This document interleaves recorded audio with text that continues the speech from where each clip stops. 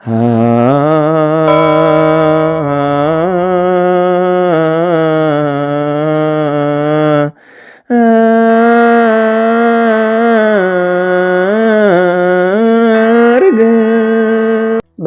አብ ወወልድ ወመንፈስ ቅዱስ አሐዱ አምላክ አሜን። ኣብ መላእ ዓለም ኮንኩም ነዚ ድምፂ ዝትሰምዑ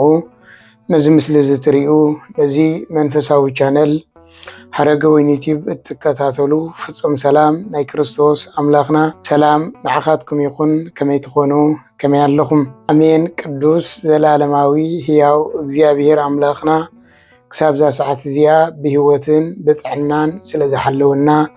ክብርን ምስጋናን ንልዕል ስሙ ይኹን። ንጽይተ ንጹሃን ቅድስተ ቅዱሳን ቅድስት ድንግል ማርያም ክብርን ምስጋናን ይብጽሐያ።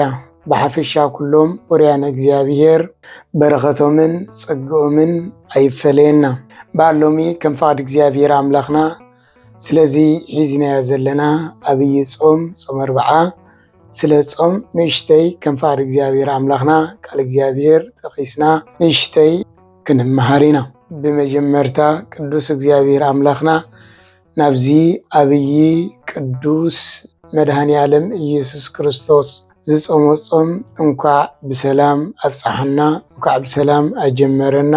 ኣብ ዘወረደ ሰሙን ኢና ዘለና። ዝመጽእ ዘሎ ቅድሜና ቅድስቲ ዝብል ስያመ ዘለዎ ናብ ቅድስቲ ኢና እንቃረብ ዘለና። ስለዚ ነዚ ሒዝናያ ዘለና ጾም ኣመልኪትና ስለ ጾም ንእሽተይ ክንምልከት ኢና። ጾም ማለት ከም ዝፍለጥ ኩሉ ጾም ማለት ብዝተፈልጠ ግዜ ተወሰነ ግዜ ካብ ጥሉላት መግቢ ካብ ጥሉላት መባልዕ ምክልካል ማለት እዩ። ዝተፈልጠ ግዜ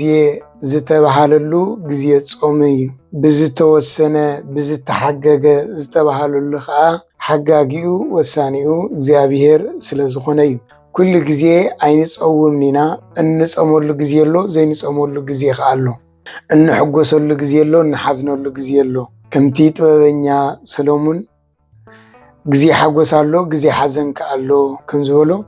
ንኩሉ ግዜ ኣሎ ከም ዝበሎ እንፀመሉ ግዜ ጾም ኣሎ፣ ዘይንፀመሉ ግዜ ከዓ ኣሎ። እንሕጎሰሉ ግዜ ኣሎ፣ እንሓዝነሉ ግዜ ከዓ ኣሎ። ስለዚ እዚ ሒዝናያ ዘለና ግዜ ጾም እዩ። በዚ ጾም እዚ ከዓ በዚ ግዜ እዚ ከዓኒ ካብ ጥሉላት መባልዕ ምክልካል ነቲ ሕጊ እግዚአብሔር ምእዛዝ ማለት እዩ። ስለዚ ብሕፅር ዝበለ ጾም ብዝተሓገገ ብዝተፈልጠ ግዜ ወዲ ሰብ ካብ ጥሉላት መባልዕ ዝኽልከለሉ ማለት እዩ። እቲ ግዜ ግዜ ጾም ዝበልናዮ እዩ። ሓጋጊኡ ከዓ እግዚአብሔር እዩ። እግዚአብሔር ንጾም መዓስ ይሓጊጎ ወይ ከዓ እግዚአብሔር ንጾም መዓስ እዩ ሰሪዕዎ እንድሕር ኢልና ንወዲ ሰብ ምስ ፈጠሮ እዩ። ንወዲ ሰብ ምስ ፈጠሮ ንኣዳም ምስ ፈጠሮ በ40 መዓልቱ ናብ ገነት ኤደን ምስ አተዎ ኣብ ገነት ኤዶም እንታይ ኢልዎ እንድሕር ኢልና ካብዚ ኩሉ ብገነት ዘሎ ኦም ፍረ ብላዕ፣ ካብታ ማእኸል ውሽጢ ገነት ዘላ ዕፀ በለስ ግን ካብኣ ከይትበልዕ፣ ካብኣ ዝበልዓኻሉ ግዜ ሞት ናይ ሞት ክትመውት ኢኻ ኢልዎ ነይሩ። እዚ ማለት እንታይ ማለት እዩ? ናይ ወዲ ሰብ ፍጡር ምዃኑን ናይ እግዚአብሔር ፈጣሪ ምዃኑን ናይ ወዲ ሰብ ውሉድ ምዃኑን ናይ እግዚአብሔር ቃኒ ኣቦ ምዃኑን ወዲ ሰብ ዝተረኽበ ዝተፈጥረ ናይ ምዃኑን እግዚአብሔር ከዓ ርካብዩ ምዃኑ ዝገልጽ እዩ። ስለዚ እዚ ትእዛዝ እዚ እግዚአብሔር ኣምላክ ከምዚ ኢሉ ጾም ክሰርዓሉ ከሎ ነቦና ኣዳም ካብታ ዕፀ በለስ ኣይትብላዕ ክብሎ ከሎ ነፊግሉ በቂቕሉ ኣይኮነን። እንታይ ዳ ስርዓት ጾም ሕጊ ጾም ክምህሮ ስለ ዝደለየ ብሰማይ ዝተሰርዐ ሕጊ ኩሉ ኣብ ምድሪ እውን ተሰሪዑ እዩ። ስለዚ እዛ ንኣዳም ዝሃቦ ትእዛዝ ኣይትብላዕ ትብል ጾም እያ ነይራ ማለት እዩ። ስለዚ ጾም ኣበይ ተሰሪዑ እንድሕር ኢልና ኣብ ገነት ኤዶም እግዚአብሔር ኣምላኽ ንኣዳም ብዝኣዘዞ እዩ ማለት ነዚ እዩ በዝሓገጎ ዝተባሃለ በቲ ዝሓገጎ በቲ ሕጊ ዝሰርዖ በቲ ዝኣዘዞ እግዚአብሔር ዝተባሃለ ማለት። ስለዚ ግዜ ኣይትብላዕ ዝበሎ ኣይትብላዕ ክብሎ እንከሎ ንኣዳም ጾም ማለት እዩ እምበር ኣቦና ኣዳም ነዚ ኣጽኒዑ ወይ ጸንሐን ካብታ ኣይትብላዕ ዝበሎ ዕፀ በለስ በሊዑ እዩ። በሊዑ ከዓኒ ካብ ጾሙ ስዒሩ እዩ ኣይትብላዕ ዝበሎ በሊዑ ካብ ጾሙ ስዒር እዩ ኣብ ዝበልዓላ ግዜ ከዓ እግዚአብሔር አምላክ እንታይ ኢሉ ወአዳም መሬት አንተ ወትገብእ ውስተ መሬት ወአዳም መሬት ይኻሞ ናብ መሬት ክትምለስ ኢኻ ኢልዎ ኣቐዲሙ እንታይ ኢልዎ ነይሩ ኢልና ካብ ኣብ ዝበልዓኻሉ ግዜ ሞት ናይ ሞት ክትመውት ኢኻ ኢልዎ ኣይኮነን ስለዚ ካብ ኣብ ምስ በልዐ ድማ እግዚአብሔር አምላክና እንታይ ኢልዎ አዳም መሬት ይኻሞ ናብ መሬት ክትምለስ ኢኻ ኢልዎ ክትመውት ኢኻ ማለት እዩ ስለዚ እዛ ሕጊ እዚኣ ገነት ኤዶም እግዚአብሔር አምላክ ንአዳም ዝሃቦ ሕጊ እዩ አዳም ብድሕሪኡ እንታይ ገይሩ እንድሕር ኢልና አዳም ምስ ወደቀ ሓንሳብ ወዲቀ እንደ በቃ ካብ ጾም ስዒረ እንደ ኢሉ ጠጠው ኣይበለን ሎሚ ብዙሓት ጾም ይጅምሩ እሞ ብዙሓት ጾም ትጅምራ እሞ ኣብ መንጎ ብዝተፈላለየ መንገዲ ብፍላጥን ዘይፍላጥን እንስዕር ኣይ ሓንሳብ ስዒረ እንደ ኢልና ጾም ነቋርፆ ግን እዚ ጉባእ ኣይኮነን ከነቋርፆ ይግባአናኒ بزي فلات عند حدا غيرنا تمليسنا نوع غريفنا صومنا هنقصل يزغبانا بزي تفلالي من قد عند حدا غيرنا نسحاتنا مليسنا صومنا هنقصل يزغبانا ادم سودقه بو غيرديو نتصومو حنسا وديق عندي حنسا بسعير عندي لودي سقيلو عند حدا لنا ايكونن አዳም ንስሓቲ እግዚአብሔር ዝመስል ጎይታ ሰራዊት ገነት መስል ቅድስት ስፍራ ሲኢነ እንዳበለ ካብ እግዚአብሔር ተፈልየ ውልድነት ሲኢነ እንዳበለ ንስሓቲ ጾም ይጸውም ነበረ ይዝብለና 40 መዓልቲ 40 ለይት እንዳገበረ ቃላይ እንዳአተወ ንእግዚአብሔር አምላክ ይልምን ነበረ ይጸውም ነበረ ይጽልይ ነበረ ይዝብለና ታሪኽ አዳም ማለት ስለዚ አዳም ንስሓቲ ምጾመ ምጸለየ እግዚአብሔር አምላክ ሰሚዕዎ كحخو خفتلكم دلي خترخبو لمنو كوهبكم زبل أملاك سلازخونه لمنو تواهبو كحخو تخفيتلو دليو رخيبو أبونا عدام إذا كله زجبرجن نسحم ساعته متصمم متصليه مالتي بدحريو دك عدام كلهم اندات صمو مسيوم مالتي نبيات كم تصمو ينقرنا እስራኤላውያን ከም ዝጾሙ ይነግረና እነ ኤልያስ እነ ሙሴ ብዙሓት ቅዱሳን ነቢያት ጾይሞም እዮም ናፍቲ ታሪኽ ንሱ ኣይነኣቱኒና ጾመ ነቢያት ዝበሃል ርእሱ ዝኻለ ጾም ኣሎ ማለት ስለዚ ኣበው ቀደምት ነቢያት እንዳጾሙ መጽዮም እዮም እንዳጾሙ መጽዮም ከዓኒ ንኢየሱስ ክርስቶስ ነታ አዳም ጾሙ ውለድ ተወለድ እንዳበሉ እንዳጾሙ መጽዮም መድኃኔ ዓለም ኢየሱስ ክርስቶስ በሐፂር ቁመት በጸቢብ ደረተ ወሲኑ ካብ ቅድስት ድንግል ማርያም ተወሊዱ እነሆ ወዲ 30 ዓመት ምስኮነ አብርዋ ዮርዳኖስ ቢድ ዮሐንስ ተጠሚቁ ቀጣ ምስተጠመቀ በመንፈስ ቅዱስ ተመሪሑ ናበይ ከደይ ዝብለና ናብ ገዳመ ቀረንጦስ ቀጣ ምስተጠመቀ ናብ ዝኾነ ይከደን ናብ ዳኺ ናብ ገዳመ ቀረንጦስ ከይዱ ና40 መዓልትን 40 ለይትን ጸይሙ ቤተ ክርስቲያንና ነዚ ንህፃናት በ40 ንወዲ ብ80 ንጓል መሰጠመቀቶም ካፍታ ዝተጠመቁላ ሰዓት ክሳብ ቅዱስ ቁርባን ዘሎ ግዜ ጾም ንኽጾሙ ጡብ ኣዲዮም ንኸይጠቡ ትገብር ንምንታይ እንደሕዳይልና መድኃኔ ዓለም ኢየሱስ ክርስቶስ ተጠሚቁ ቀጣ ናብ ገዳመ ቀረንጦስ ስለዝኸደ ንዕኡ ንምምጻይ ንዕኡ ንምርአዩ ኣብነት ንምግባር ኣብነት ጌራ ንዑያ ንህፃናት ክጾሙ ትገብሮም ማለት ካፍታ ዝተጠመቁላ ክሳብ ቅዱስ ቁርባን ዝቀርቡ ማለት ስለዚ መድኃኔ ዓለም ኢየሱስ ክርስቶስ ከይዱ ናብ ገዳመ ቀረንጦስ እንታይ ገይሩ እንደሕዳይልና 40 መዓልቲ 40 ለይት ጸይሙ ኢየሱስ ክርስቶስ ንምንታይ ጸይሙ 40 መዓልትን 40 ለይት ንምንታይ ጸውም አድልዮ እንደሕዳይልና አርአያ ንዓና ንምዃን እዩ ኣብነት ንዓና ንምዃን እዩ ሰለስተ ዓበይቲ ሃጣው ዝበሃላ ዓበይቲ ናይ ሓጢያት መሰረት ዝበሃላ ሰለስተ መሰረታውያን ንዕአን ንምስዓር እዩ እግዚአብሔር አምላክና ንዲያብሎስ ንኽስዕር ንዲያብሎስ ሲዒሩ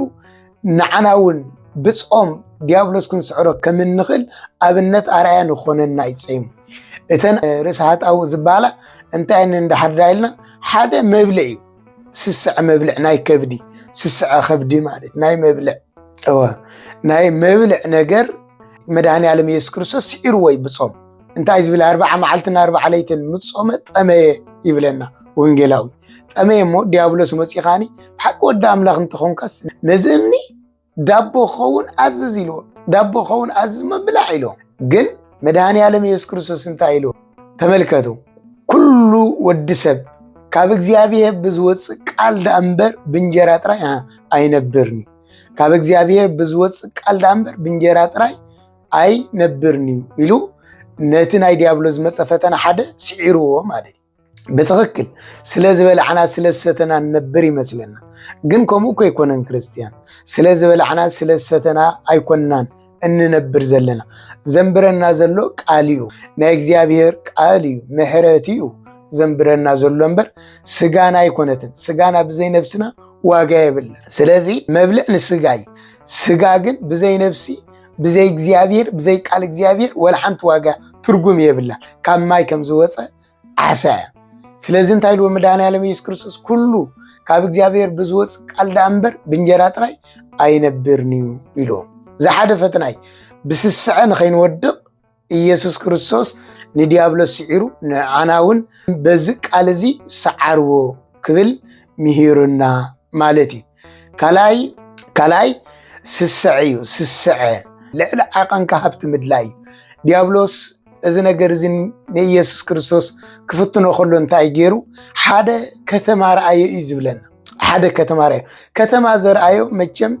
ከተማ ሃልይዎ ኮይኑ ዲያብሎስ ኣይኮን፣ ብምታት ዝገበሮ እዩ። ዲያብሎስ ብምታት ክገብር ይኽእል እዩ፣ ከምስል ይኽእል እዩ። ከምቲ መፅሓፍ ቅዱስ ዝገለፆ ዲያብሎስ ንኸምስል መልኣኽ ብርሃን ይመስል ንኸምስል እዩ። ብርሃን መልኣኻዊ ይኮነን፣ ኣቐዲሙ ተፈጥሩ መልኣኻዊ ብርሃን እዩ። ግን ብዝገበሮ ርኩስ መንፈስ ጸልማታዊ ብርሃን ብርሃኑ ዝቐንጠጠ ጸልማት ዝለበሰ ጸልማታዊ መልኣኽ ተባሂሉ እዩ። ስለዚ ንኸምስል ግን ብድሕሪት ኣይገብር፣ መልኣኻዊ ብርሃን ብርሃናዊ መልኣኽ መሲሉ ይመጽእ። ስለዚ ብምትሃት ዓብዪ ከተማ ረኣዮም እንታይ እዩ ዝብል ፍግም ኢልካ እንተሰገድካለይ ፍግም ኢልካ እንተሰገድካለይ እዚ ከተማ እዚ ንዓኻ ክበካ እየ ኢሉ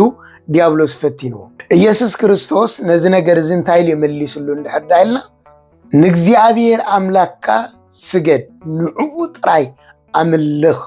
ጽሑፍ እዩ ኢሉ ይመሊስ። ተመልከቱ፣ ንእግዚአብሔር ኣምላክካ ስገድ ንዕኡ ጥራይ ድማ ኣምልኽ ዝብል ጽሑፍ እዩ ኢሉ። ስለዚ ከነምልኾ ዝግባአና ፈጣሪና ጥራይ ክንሰግደሉ ዝግባአና ፈጣሪና እዩ። እዚ ክንብል ከለና ግን መድኃኔዓለም ኢየሱስ ክርስቶስ ተመልከቱ፣ ንቅዱሳን ክንሰግድ ከለና ንኻልኦት ናይ ጸጋ ስግደት ክንሰግድ ከለና ምስ ናይ እግዚአብሔር ስግደት ዘተሓሕዝዎ ኣለዉ። ግን መድኃኔዓለም ኢየሱስ ክርስቶስ ተመልከቱ፣ ንእግዚአብሔር ኣምላክካ ጥራይ ስገድ ኣይበለን። ንእግዚአብሔር ኣምላክካ ስገድ ንዕኡ ጥራይ ድማ ኣምልኽ። ንዕኡ ጥራይ እንታይ ግበር ኣምልኽ። ስግደት ግን ንእግዚአብሔር ይስገድ እዩ፣ ናይ ኣምልኾ ስግደት ንቅዱሳን ይስገድ እዩ፣ ናይ ጸጋ ስግደት ናይ ኣኽብሮት ስግደት እንዳተባሃለ ይንገር እዩ ማለት እዩ። ስለዚ እንታይ ኢልዎ ንእግዚአብሔር ኣምላክካ ስገድ ንዕኡ ጥራይ ኣምልኽ ዝብል ጽሑፍ እዩ ኢሉ ንሰይጣን ካልኣይ ፈተና በዚ ኣሕፊርዎ ማለት እዩ። ስለዚ ተመልከቱ እምበር ነዚ ናይዚ ዓለም ሃብቲ ነዚ ናይዚ ዓለም ጸጋ እንሰግድ እነምልኽ ክንደይ ኢና ሎ እግዚአብሔር ረሲዕና ብሓቂ ንገንዘብ እነምልኽ ብገንዘብ ኩሉ ነገር ዝገብሩ ዝመስሉ ብዙሓት እዮም። ንገንዘብ ዝንብርከኹ ንገንዘብ ዝሰግዱሎም ብዙሓት እዮም። ግን ገንዘብ ሃብቲ ናይዚ ዓለም ኮንቲ እዩ። ናይዚ ዓለም ነገር ኩሉ ኮንቲ እዩ። ንምንታይ ኮንቲ? ገንዘብ ዓራት ክገዛእልካ ይኽእል እዩ፣ ግን ድቃስ ኣይኮነካኒ። ገንዘብ ገዛ ክገዛእልካ ይኽእል እዩ፣ ግን ሰላም ኣይህበካኒ።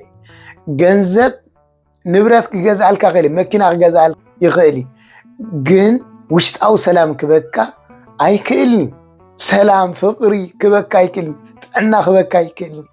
ሰላም ፍቅሪ ጥዕና ካብ እግዚአብሔር። ስለዚ እቶም ብገንዘብ ዝምክሑ እንተ ሓሚሞም እንተ ወዲቖም ገንዘብ ኣየድሕኖምኒ፣ ካብ ሞት ገንዘብ ኣየድሕኖምኒ። ገንዘብ ካብ ሞት ዘድሕን ነይሩ ተዝኸውን ክርስቲያን ብዙሓት ቢልዮነራት ናይዚ ዓለም ብገንዘቦም ካብ ሞት ምድሓኑ ነይሮም። ግን እንታይ ኮይኑ ምስ ገንዘቦም ኣይተቐበሩን፣ ገዲፎም እዮም ከይዶም ነቲ ዘምለኽዎ ገንዘብ ነቲ ዝኣመነሉ ገንዘብ ነቲ ዝተመክሕሉ ገንዘብ ሃብቲ ናይዚ ዓለም ገዲፎም እዮም ከይዶም። ፖላሶ ገዞም ገዲፎም እዮም ከይዶም። ደስየት ከተሞም ገዲፎም እዮም ከይዶም። ወላ ሓንቲ ናብዚ ዓለም ዘምፅዎ ነገር ኣይነበረን። ክኸዱ ከለኹ ወላ ሓንቲ ሒዞሞ ዝኸዱ የለውን። ስለዚ እቲ ሒዝናዮ ዝመፃና ምሳውን ሒዝናዮ እንኸይድ ምስኡውን እንነብር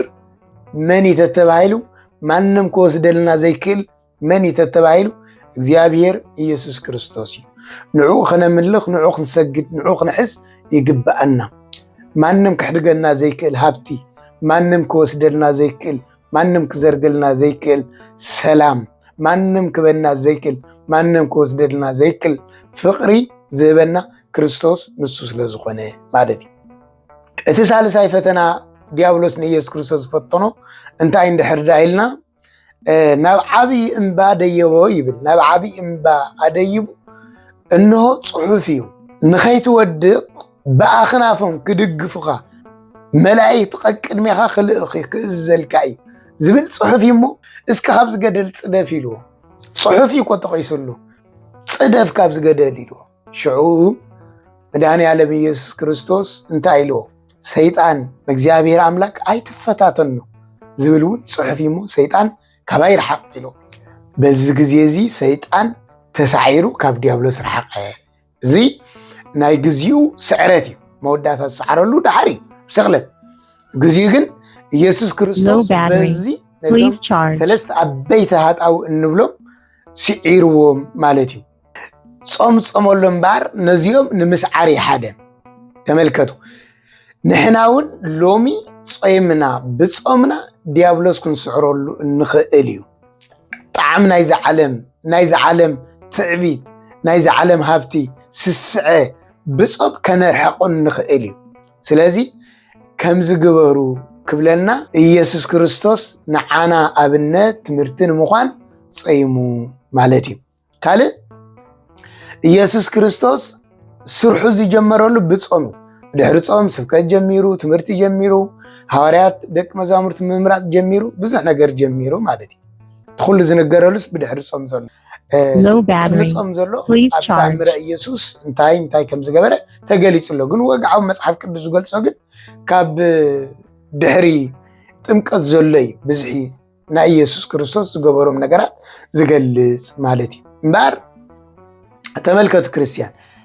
ጾም ክንጾሞን ከለና ነዚ ኢሉ እግዚአብሔር አምላኽ ኣቀዲሙ ንኣዳም ኢልዎ ነይሩ ኣዳም ግን ነታ ዝተዋሃበቶ ትእዛዝ ኣየጽንዓን ብድሕሪኡ ግን ተነሲኡ ጸይሙ ኣበው ነቢያት እውን ጸይሞም መድኃኔዓለም ኢየሱስ ክርስቶስ ባዕሉ መጺኡ ጸይሙ ከዓ ጾሙ ኢልና ማለት እዩ ነዚዩ ነቲ ሕጊ እግዚአብሔር ንምፍጻም ኢና እንጸውም ዝበልናዮ ማለት እዩ እምበር ኣብዚ ዓብይ ጾም ነዚ ጾምና ብኸመይ ንጾሞ ኢየሱስ ክርስቶስ ጸይምዎ ንሕና ኸ ንጾሞ ኣለና ብጾም ሓጢኣት ትርሕቕ እያ ብጾም ሓጎስ ይመጽእ ብጾም ሰላም ይመጽእ ብጾም ምሕረት ይርከብ ብጾም ምስ እግዚአብሔር ዕርቂ ይግበር እዩ ብጾም ነነዌ ምስ እግዚአብሔር ዕርቂ ዝረገቡ ብጾም እዮም ካብ መዓት ዝደሓኑ ብጾም እዮም ምሕረት ዝረኸቡ ብጾም እዮም ሓጢኣቶም ዝተሓደገሎም ብጾም እዮም እንድሕር ደኣ ከምዚ ኮይኑ ንሕና ከም ምሕረት ንምርካብ ምስ እግዚአብሔር ንምትዕራቕ ምስ እግዚአብሔር ንምንባር ፈተና ናይ ዲያብሎስ ካባና ንምርሓቕ ነቶም ዝመፁና ፈተና ብውሽጥኩም ብደገ ንምስዓር ከመይ ጌርና ንጾም እንታይ ንግበር ጥራይ ከብድና ድዩ ክጸውም ዘለዎ ካብ ጥዑም መባልዕ ምኽልካል ተባሂሉ ከብድና ጥራይ ድዩ ክጸውም ዘለዎ እንታይና እዩ ክጸውም ዘሎ ከመይ ጌርና ኢና ክንጸውም ዘለና ዝብል ንእሽተይ እንመልከት ጾም ክበሃል እንከሎ ከምቲ ዝበልና ቀዲምና ጥዑም መባልዕ ምኽልካል እኳ እንተኾነ ግን እግዚአብሔር ኣምላኽና ከብድና ምቕፃዕ ጥራይ ይኮነን ዝደሊ ከብድና ቀፅዒና ልሳንና ተተፈትሐ ከብድና ጸይሙ ኢድና ተዘይጸምዩ ሰብነትና ተዘይጸምዩ መልሓስና ተዘይጸምዩ እንታይ ዋጋ ኣለዎ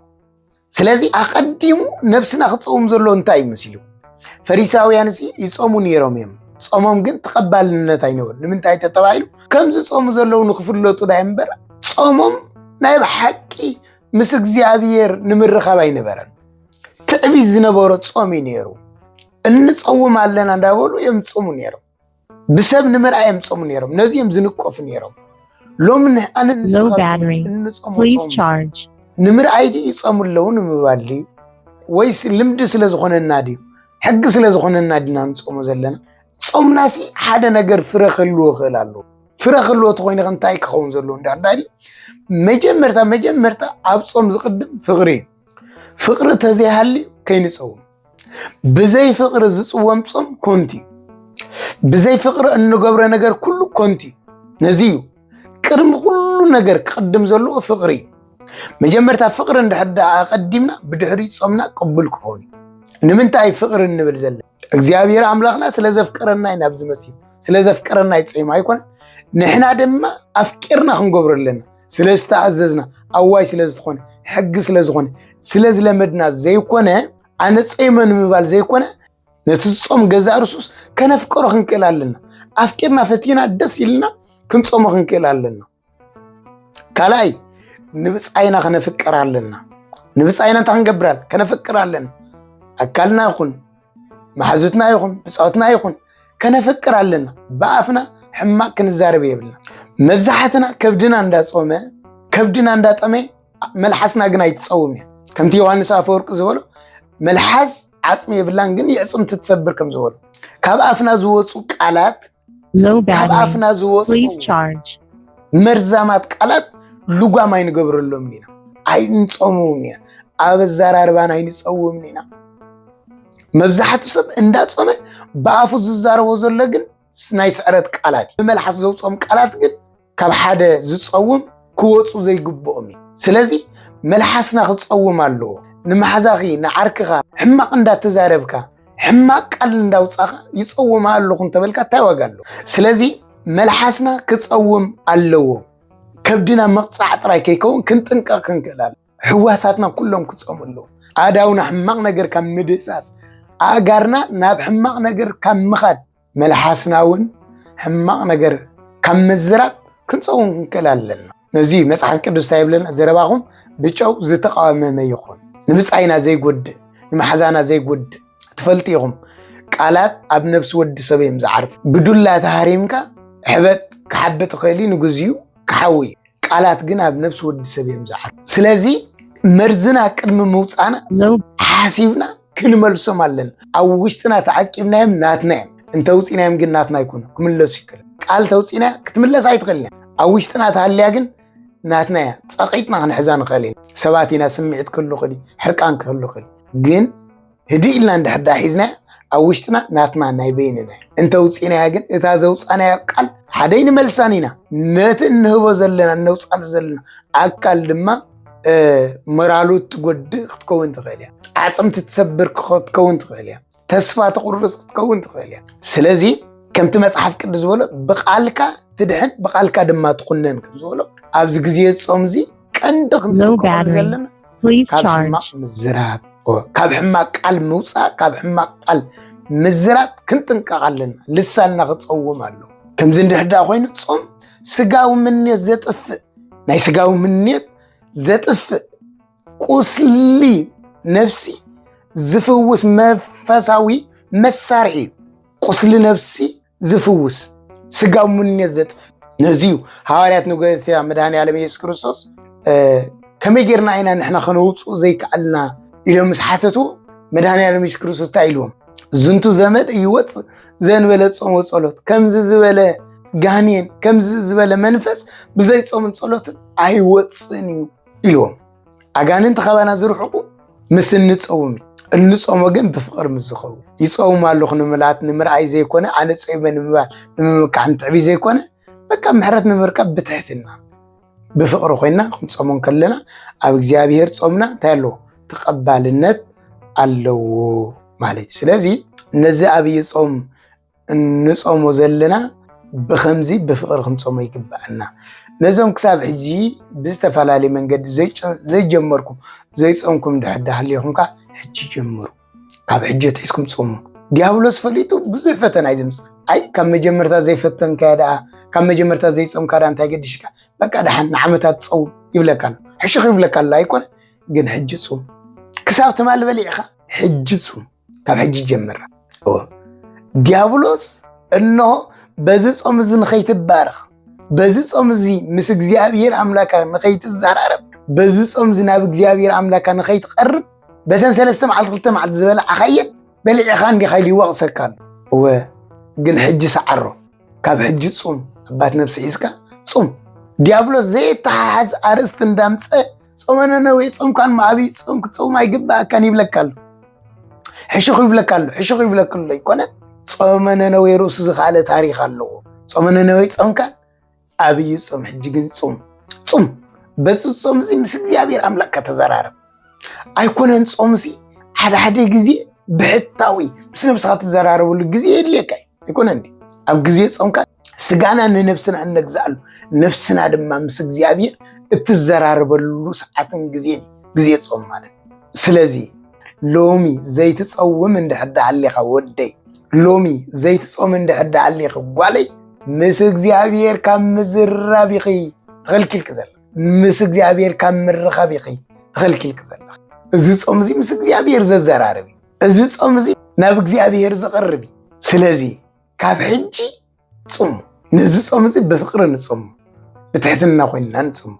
ብይቕሬታ ኮይንና ንጾም ይቕረ ከይተባሃልና ኣይንጾም ንሓውና እንዳበደልና ኣይንጾም ንሓፍትና እንዳበደልና ኣይንጾም ብፃይና እንዳበደልና ኣይንጾም ጾምና ብይቕሬታ ክኸውን ኣሎ ደስ ኢልና ክንጾም ኣለና ሕጊ ስለ ዝኾነ ከም ፈሪሳውያን ሕጊ ስለ ዝኾኖም እዮም ጾሙ ነይሮም ነዚኦም ጾሞም ከዓ ንኽረኣየሎም እዮም ፀር ነይሮም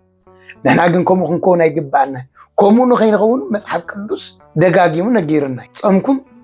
ከም ፈሪሳውያን ከይኮን ተጠንቀቁ ተባሂልና ንሶም ንኽንረኣዩ ገጾም የፀልሙ ንሕና ግን ብፍቅሪ ዘይትገጽና ክንቆቦ ይግባአና ልብና ደስ ክብሎ ይግባእ እንድሕር ዳ ከምዚ ኮይኑ ጾምና ቅድሚ እግዚአብሔር ተቐባልነት ኣለዎ ምሕረት ዘውህብ ይቕሬታ ዘውህብ ናብኡ ዘቐርብ እወ መንግስቱን ጽድቁን ዘውርስ ይኾነልና ማለት እዩ ጾምና ቅድሚ እግዚአብሔር ስሙር ይኾነልና ማለት ስለዚ ነዚ ኣብይ ጾም እዚ ብፍቅሪ ብይቕሬታ ብለውሃት ኮይና እንጽሞ ሓደራ ግን ዘይጾምኩም እንድሕር ዳ ሃልይኹም ብዝተፈላለየ ምኽንያት ዘይጀመርኩም እንድሕር ዳ ሃልይኹም ካብ ሕጂ ትሒዝኩም ጾሙ ዘምደቅ ካብ ሕጂ ትሒዝኩም ጾማ ካብ ሕጂ ትሒዝኩም ጾሙ እግዚአብሔር ኣምላኽ ድማ ትማል ንምንታይ ጾምኩም ኣይብለኩም ካብ ሕጂ ትሒዝኩም እንድሕር ዳ ጾምኩም ክቕበለኩም እግዚአብሔር ብፍቅሪ ብለውሃት ኮይና ክንጾሞ ይግባአና እግዚአብሔር በሰላም ይፈጽመና ወስብሐት ለእግዚአብሔር ወለወላዲቱ ድንግል ወለመስቀሉ ክቡር አሜን